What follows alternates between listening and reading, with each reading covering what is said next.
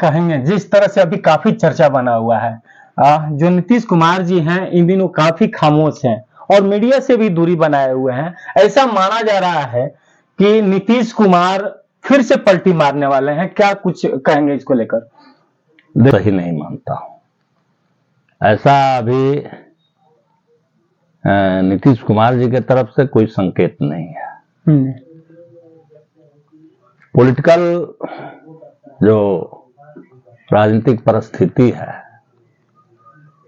वो तो अलाउ करता है कि माननीय मुख्यमंत्री नीतीश कुमार जी को एनडीए छोड़ देना चाहिए, समय रहते छोड़ देना चाहिए जी। इसलिए कि एनडीए का पूरे नेशनल स्तर पर क्षेत्रीय पार्टियों के साथ जो व्यवहार है उसको देखने से तो माननीय मुख्यमंत्री जी को एनडीए छोड़ना ही चाहिए। आप देख लीजिए उड़ीसा में किस तरह से उनके साथ भाजपा ने साथ लेकर के काम किया और उनको सत्ता से बाहर कर दिया। आप देख लीजिए महाराष्ट्र में कि एकनाथ शिंदे को किस तरह से शिवसेना से तोड़ करके, और उस समय तो कम ही विधायक थे लेकिन उनको तो मुख्यमंत्री बना दिया, इसलिए कि नहीं बनाते तो नहीं टूटता। और जब चुनाव हुआ तो जब जितने विधायकों पर मुख्यमंत्री बने थे उससे अधिक विधायक लाए, फिर भी उनको हटा दिया गया। अब तीसरा नंबर जो है बिहार की है और बिहार में भी ये कोशिश चल रही है। आपने सुना कि देश के गृह मंत्री अमित शाह जी ने कहा कि बिहार में चुनाव होगा तो कौन मुख्यमंत्री होगा इसका जो है संसदीय बोर्ड करेगा फैसला। तो एक बात आ गई। दूसरी बात आ गई कि उप मुख्यमंत्री विजय कुमार सिन्हा जी ने साफ कहा कि अटल जी की साफ तौर पर उन्होंने कहा कि अटल जी का सपना तभी पूरा होगा जब भाजपा का मुख्यमंत्री होगा। तो ये सब जो बातें हैं,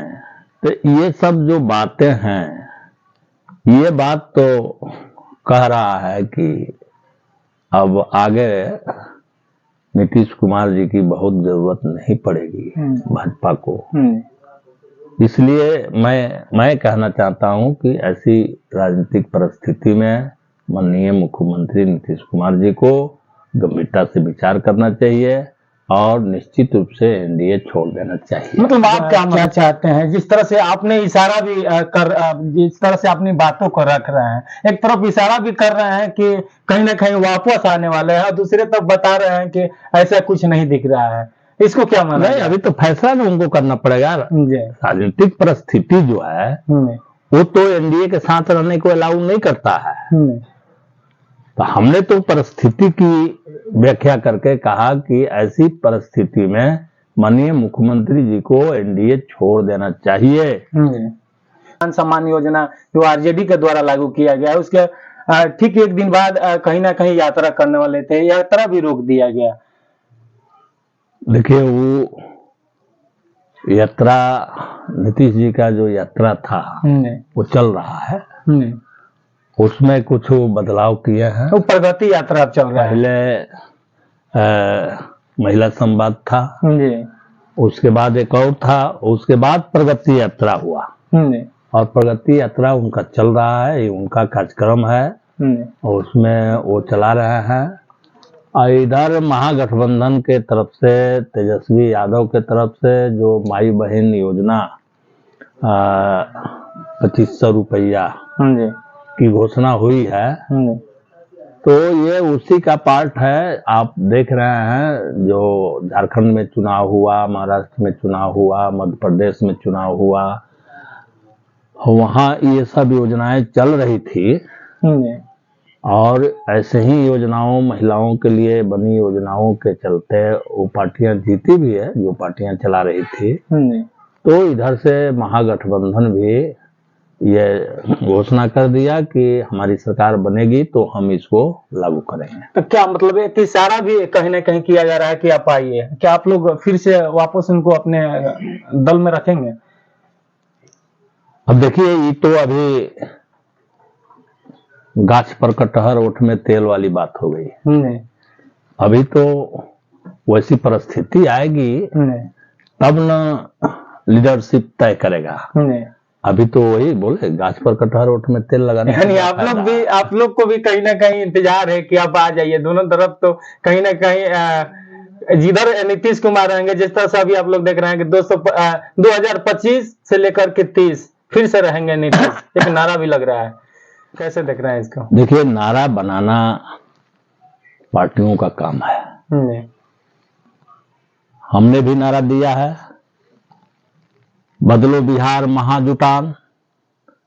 9 मार्च को पटना के गांधी मैदान में हम बदलो बिहार महाजुटान नारे के साथ एक बड़ा ये सभा करने जा रहे हैं। महाजुटान हो जाएगा तो हम निश्चित रूप से बिहार को बदलने के काम करेंगे। और हम पूरे बिहार में लोगों को ये संदेश दे रहे हैं, सब तरह की तैयारियां चल रही है कि एक महाजुटान पटना में हो। ये हमारा नारा है और हमने ये दिया है, और हम ये महाजुटान के जरिए बिहार के बदलना चाहते हैं। तो ये नारा, और जो कुछ पार्टियां हैं तो सब उतना ही से नहीं ना हो जाता है। मान लीजिए कि जो लोग कह रहे हैं, जो कह रहे हैं, परिस्थिति क्या कहेगी करना वो है। राजनीतिक पार्टी हमेशा परिस्थिति पर नजर रखती है और परिस्थिति के अनुकूल अपना नीति, कार्यनीति, कार्यक्रम बनाती है। नमस्कार, प्रणाम, हम संजीत और आप सब देख रहे हैं एसएस न्यूज 24। यही मौसम है, जनवरी का महीना था। आपको बता दें कि राजनीतिक जो सरगर्मियां हैं लगातार बढ़ रहा है, और आपको बता दें कि जिस तरह से नीतीश कुमार जी जो मुख्यमंत्री है बिहार के, ठीक जनवरी में 26 जनवरी के बाद उन्होंने जिस तरह से पलटी मार दिए, ठीक उसी प्रकार से एक बार और संकेत मिल रहा है। क्या पलटी मारेंगे कि नहीं मारेंगे, तमाम मुद्दों पर जो है कि हम चर्चा करेंगे। आपको बता दें कि जब उन्होंने पलटी मारा था तो उस समय भी काफी खामोश थे और मीडिया से दूरी बना लिए थे। ठीक उसी प्रकार से इस समय भी माहौल बना हुआ है। सामने जनवरी का महीना है और एक बार फिर से जो है राजनीतिक जो सरगर्मी है बिहार से लेकर के दिल्ली तक कहीं ना कहीं गरमाया हुआ है। आज हमारे साथ हैं भाकपा माले के चर्चित विधायक सहदेव राम जी। उनसे हम बात करेंगे, तमाम पहलुओं पर बात करेंगे कि क्या नीतीश कुमार पलटी मारने वाले हैं, क्या फिर से कोई खेला होने वाला है, क्या हुआ जो है ठीक जो जनवरी अभी सामने आ रहा है उसमें पलटी मार करके इंडिया गठबंधन में शामिल हो जाएंगे। तमाम मुद्दों पर हो गया है, तो तमाम पहलुओं पर बात करेंगे। सबसे पहले हमारे यूट्यूब चैनल में स्वागत है सर। चलिए, आपका भी स्वागत है और आपके चैनल के माध्यम से जनता को भी स्वागत है, प्रणाम है, लाल सलाम है, जय भीम है, नमो बुद्धाय। क्या कहेंगे, जिस तरह से अभी काफी चर्चा बना हुआ है, जो नीतीश कुमार जी हैं, वो परिस्थिति आने दीजिए तो उस पर भी बोला जाएगा कि कौन क्या बनेगा, कब कहां तक रहेगा, और ये सब नेता लोग इसको तय कर लेंगे। अटल जी के 100वीं जयंती पे लोक गायिका जो देवी हैं उनके द्वारा एक गीत गाया गया, रघुपति राघव राजा राम, पतित पावन सीताराम, ईश्वर अल्लाह तेरे नाम, सबको सन्मत दे भगवान। इस पर काफी हंगामा हुआ, इसको लेकर क्या कहेंगे? ये अभी जो व्यवस्था है, जो सरकारें चल रही है, वो समाज तोड़क सरकार है, समाज में विद्वेष फैलाने वाली सरकार है, उन्माद फैलाने वाली सरकार है, समाज को बांटने वाली सरकार है। वो कभी भी समाज को एकजुट या शांतिपूर्वक गंगा जमुनी तहजीब के तरह देखना नहीं चाहती है। उस तरीके से उन लोगों ने विरोध किया है तो वो अपनी नीति पर काम कर रहे हैं। और होंगे 10-20 लोग अपना हंगामा कर दिए होंगे। वहां तो हम देखने नहीं गए थे, लेकिन ऐसा ही 10 लोग 20 लोग बोल देते हैं और वो बात फैल जाती है। तो ये सही नहीं है, वो समाज को तोड़ने वाली बात है। जो गायिका ने जो गीत गाई है वह गीत हमारे पूर्वज गाते आ रहे हैं और आगे भी गाते रहेंगे। जो टर्म पूरा होने का है वो एक है और सरकार अपनी जरूरतों से भी करती है। चलिए, सिवान जिला के जीरादेई में करहनु गांव में संभवतः 7 जनवरी को मुख्यमंत्री का आगमन होने वाला है। इसको आप किस रूप से देखते हैं और कितना प्रभाव पड़ने वाला है भाकपा माले पर या इंडिया गठबंधन पर? देखिए, माननीय मुख्यमंत्री जी अपना पूरे बिहार में ये कार्यक्रम बनाए हैं। चंपारण से उन्होंने शुरू किया है और सभी जगह जा रहे हैं, अपने विकास कार्यों की समीक्षा कर रहे हैं और उसकी क्या प्रगति है वो देख रहे हैं, आगे कैसे प्रगति होगी वो विचार कर रहे हैं। और उसी योजना के तहत वो भंसाखाल में आएंगे, फिर हुसैनगंज में भी आएंगे और आगे तक जाएंगे। ये उनका कार्यक्रम है और उससे कोई बहुत, जिसे हमारी पार्टी है उस पर कोई असर पड़े या ना पड़े इस कोई मायने नहीं रखता है। वो अपने कार्यकर्ताओं के बीच बात कर रहे हैं, काम कर रहे हैं और अखबार में बयान दे रहे हैं और उनका अपना काम है, वो अपना कर रहे हैं। हम लोगों के भी अपना काम अभी हम लोगों ने देखे कि बदलो बिहार न्याय यात्रा हमने पूरे बिहार में किया। 200-250 किलोमीटर का पदयात्रा हम लोगों ने 5 जोन में किया और जिलों स्तर पर भी पदयात्राएं हुई और उसमें व्यापक जनता का सपोर्ट मिला। और जो भी मानदेय कर्मी है, संविदा कर्मी है, वो सारे लोग अपना डिमांड मांग पत्र हम लोगों को सुपुर्द किए। जिस काम को माननीय मुख्यमंत्री नीतीश कुमार जी नहीं कर पा रहे हैं वो सारे लोगों ने डिमांड हम लोगों से किया और हम लोग उसी के आधार पर हमने फिर से बदलो बिहार महाजुटान का नारा दिया है। हमने ही सारे लोगों को न्योता दे दिए हैं कि अब सब लोग एक मंच पर आइए।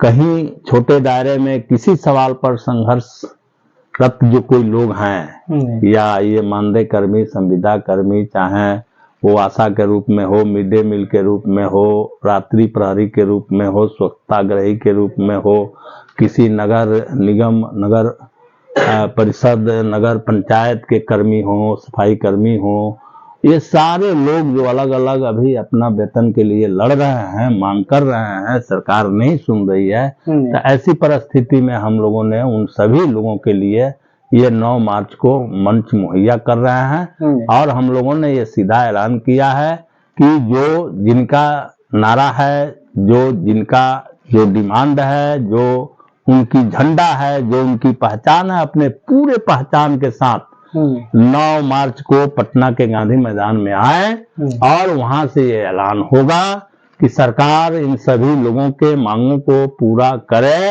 अन्यथा ये सब लोग मिल करके और 25 में इस सरकार की विदाई, एनडीए सरकार की विदाई करेंगे। चलिए, कल एजेंडा था तो मैंने तो पहले ही कहा कि भाजपा और जदयू में खटास है, अपनी अपनी डफली, अपना अपना राग चल रहा है।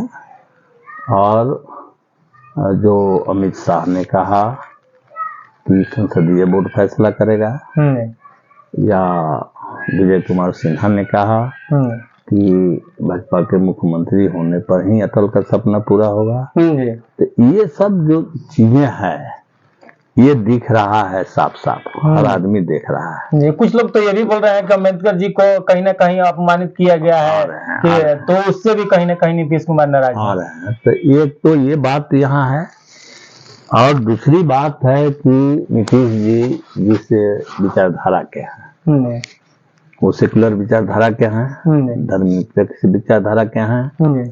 फिर उनके सामने ये सवाल है कि जो जिस ढंग से, जिस भाव में अमित शाह ने अंबेडकर अंबेडकर अंबेडकर अंबेडकर जो 5 बार किए, यह भाव मैंने दर्शाता है कि वो किसी के अपमान करने के लिए ऐसा भाव अपनाया जाता है।